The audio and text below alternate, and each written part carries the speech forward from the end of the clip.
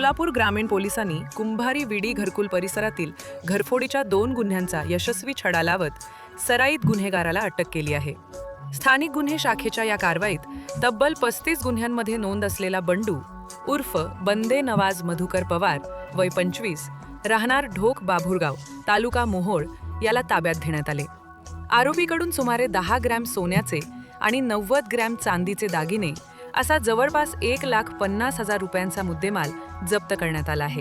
Police अधीक्षक अतुल कुलकर्णी आणि अपर police अधीक्षक विजय कबाडे यांच्या मार्गदर्शनाखाली वरिष्ठ पोलीस निरीक्षक संजय जगताप यांनी तपास स्थानिक गुन्हे शाखेकडे सोपवला होता.